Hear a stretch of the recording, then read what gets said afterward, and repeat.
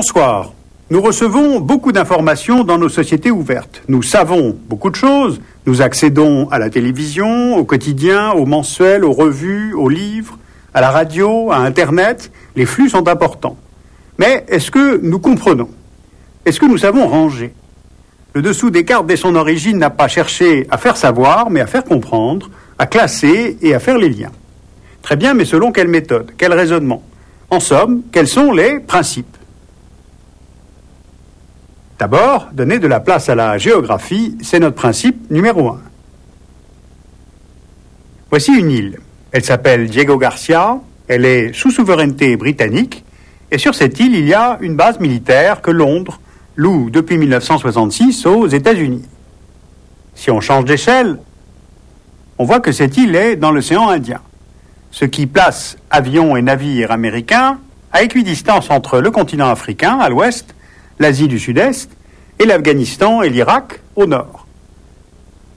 Une troisième échelle de carte nous indique son importance dans le dispositif militaire global américain. Diego Garcia a servi en 1991 dans la guerre du Golfe, en 1992 en Somalie, en 2001 pour l'Afghanistan, en 2003 dans la guerre contre l'Irak. La carte se révèle donc être un bon instrument pour exprimer la relation à l'espace. Mais qu'en est-il du temps? L'histoire, c'est évidemment le principe numéro 2. Seule l'histoire peut donner du sens aux événements en les replaçant dans la durée. Par exemple, elle nous aide à interpréter l'éclatement de la Yougoslavie, où ne se déclenchent pas des guerres civiles, comme on nous le dit trop facilement en 1992. Non, l'histoire nous apprend au contraire que la frontière entre la Bosnie et la Croatie est la même que celle qui a servi pendant 300 ans de ligne de front entre l'Empire ottoman et l'Empire austro-hongrois. Et que cette ligne a certes tracé des fractures entre modes de vie plus ruraux au sud, plus industriels au nord, entre catholiques, musulmans et chrétiens orthodoxes, mais sûrement pas des différences anthropologiques entre les peuples slaves. Ces différences que fabriqueront volontairement les nationalismes des régimes serbes et croates. Dès lors, quels outils, quelles clés de lecture? Eh bien, il faut croiser les disciplines, c'est le principe numéro 3. Prenons la guerre en Tchétchénie. Comment comprendre cette guerre, cet acharnement russe contre ce petit territoire? Il faut la géopolitique pour saisir les enjeux. Mais côté société tchétchène, vous voyez maintenant le schéma d'une structure de parenté qui explique en fait comment cette société clanique tchétchène résiste. Si un clan est attaqué, les autres se mobilisent par le jeu des solidarités familiales, et ce depuis le XIXe siècle. En cas de conflit, ce système clanique se révèle utile, et pour le comprendre, nous utilisons l'ethnologie. Faire les liens, voilà qui pourrait former le 4e principe. Nous voilà maintenant au nord du Canada, où l'on peut procéder à la corrélation entre plusieurs éléments. Le sous-sol de l'Arctique canadien est assez peu exploré, or on assiste à une intensification des recherches. On remarque aussi un contentieux entre le Canada et les États-Unis sur le statut des eaux côtières. Est-ce que ce sont des eaux territoriales canadiennes ou est-ce que ce sont des eaux internationales avec le statut de détroit? Et pourquoi ce litige? Et maintenant? Il faut, pour le comprendre, rapprocher la position sur le globe terrestre de cette frontière nord-canadienne et la conjoncture climatologique de ce début de XXIe siècle. Car la banquise arctique bloque le passage du nord-ouest. Or, depuis la fin de la décennie 90, cette banquise diminue en épaisseur, en superficie et en durée de présence. Dans le secteur canadien, elle devrait ni plus ni moins disparaître d'ici 2016, et une telle fonte des glaces aurait deux conséquences. L'accès aux mines, que j'ai évoqué tout à l'heure, et l'ouverture du passage du nord-ouest. Libéré des glaces, il va pouvoir être utilisé par les cargos, ce qui, à l'échelle mondiale, peut permettre rien moins que l'ouverture d'une nouvelle route maritime internationale, et la plus courte, entre Europe, Amérique et Asie. Alors on voit bien, là, l'utilité de faire les liens entre questions de souveraineté, géologie, climat, transport, environnement et pollution. C'est bien en faisant les liens que l'on peut faire un petit peu de prospective. La prospective, ce pourrait être mon 5e principe. Si on prend une map monde pour avoir une vision globale de notre Terre, on pourrait penser qu'avec la mondialisation, augmente son unité, augmente la perception de sa fragilité. Eh bien, il n'en est rien. Dans la péninsule de Kola, les émissions de soufre des usines russes empoisonnent les herbages pour les rennes et l'océan arctique. Ces particules se retrouvent dans les animaux chassés ou pêchés et mangés par les hommes. Donc la chaîne alimentaire est partiellement empoisonnée. Autre lieu maintenant, on voit ici en 1980 la cartographie de la forêt amazonienne. Et voici la cartographie en l'an 2000.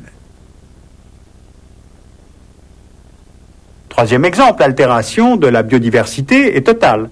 On perd définitivement plusieurs espèces végétales et animales chaque mois. Et pourtant, c'est très curieux. On connaît dans nos sociétés ouvertes la gravité de l'état de l'environnement mondial, mais cela ne provoque pas de remise en cause du modèle économique qui provoque de telles dégradations. On a de plus grandes inquiétudes sur l'environnement, et pourtant pas la moindre manif dans les rues lorsqu'il y a pic de pollution à Mexico ou à Lyon. La prospective, donc, ne joue pas son rôle d'alerte. Nous n'avons toujours pas d'organisation mondiale de l'environnement avec capacité de sanction. Seuls les États légifèrent et il existe un écart considérable entre ce que l'on sait, ce que l'on fait et ce que devraient entreprendre nos législateurs. Alors vous voyez la limite de ces 5 principes. On ne peut pas être géopolitiquement correct à tout prix. Car on peut tout de même réagir sur l'environnement, sur la Tchétchénie, ou sur le fait que, pendant 10 ans, par exemple, avec les guerres en Bosnie et au Kosovo, avec le 4e génocide du siècle au Rwanda, on assiste au retour de la pire des idées, celle de la pureté ethnique. Elle s'inscrit dans la remontée régulière de la légitimation de la notion de race. Et l'on retrouve cette maladie, toute fabriquée politiquement, avec l'apparition de la notion d'ivoirité en Côte d'Ivoire. L'ennemi ne serait donc plus celui qui a d'autres idées que moi, l'ennemi ce serait l'autre lui-même. Eh bien c'est ce qu'il y a de pire. On le voit avec le retour du racisme, de l'antisémitisme. Or évidemment notre richesse réside dans la différence, certainement pas dans la similitude. Eh bien si ces idées de différence raciale reviennent régulièrement à la surface, en face il faudra sans cesse expliquer et enseigner. Jamais l'information n'a été aussi accessible et les clivages identitaires religieux, ethniques, se creusent pourtant. Nous sommes informés et en même temps nous refusons la complexité. À cet égard, le 11 septembre et ses suites n'ont fait que renforcer la thèse du soi-disant choc des civilisations. On voit ici la carte des civilisations décrite par le professeur américain Samuel Huntington, amené, selon lui, à entrer en guerre les unes contre les autres. Or, cette thèse est politiquement fausse, sauf que le faux devient le vrai, puisque tout le monde y croit. Nous voilà face à un nouvel emballement idéologique. La machine est en marche, alimentée par les attentats d'Al-Qaïda d'un côté. On voit ici la localisation des attentats attribués à Al-Qaïda aux États-Unis, en Tunisie, en Indonésie, au Maroc, en Espagne, et la guerre américaine en Irak de l'autre. Elle devait lutter contre le terrorisme. Elle fabrique en fait des centaines de nouveaux Ben Laden. Alors attention aux écarts entre réalité, perception, amalgame. Voilà maintenant un contre-exemple de carte de ce qu'il ne faut pas faire. La carte indéfiniment répétée sur le monde musulman, toujours en vert, comme unifié, et parfois même présentée comme un croissant islamique que vous voyez là, qui sont des visions simplistes, trop souvent transmises par nos journaux. Non, cette unité est fausse. Pour décrire ce monde musulman, une carte plus subtile est nécessaire, indiquant les diverses écoles de pensée, sunnites, chiites, parsemées d'autres religions, coptes, chrétiens, communautés juives, montrant ces zones désertiques d'où sont parfois absents les habitants eux-mêmes. C'est le poids de la géographie et celui de la spécificité des peuples. Alors comment faire? Travailler avec quels outils?